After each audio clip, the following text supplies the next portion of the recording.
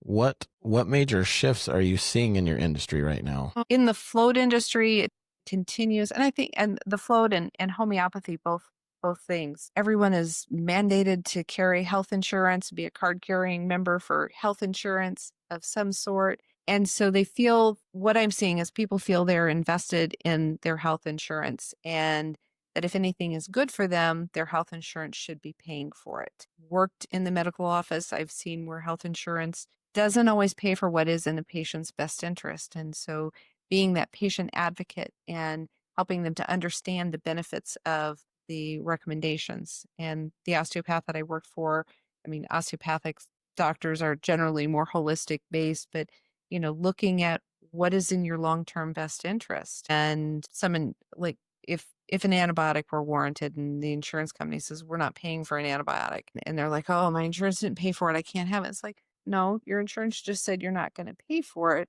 They're not going to pay for it. You'll have to pay for it out of your pocket.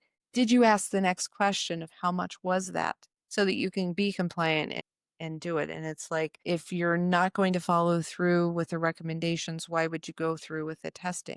And then when we come to my business, and if your insurance is not going to pay for you to float, to treat your concussion, to treat your PTSD or any of the other physical chronic pain things that you have, you don't want to pay for it yourself, even though it's going to give you the longer interest.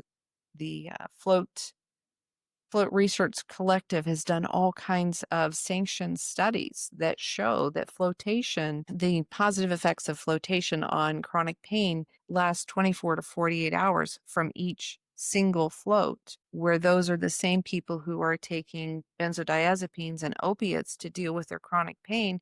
And each one of those pill dosings only lasts them 4 to 6 hours. In my mind, I think that's a pretty easy thing that I would want to go float, not put these chemicals through my body and tax my liver and my kidneys and my whole system, especially when it leaves you feeling a little foggy and you can't drive safely and you can't do all these other things.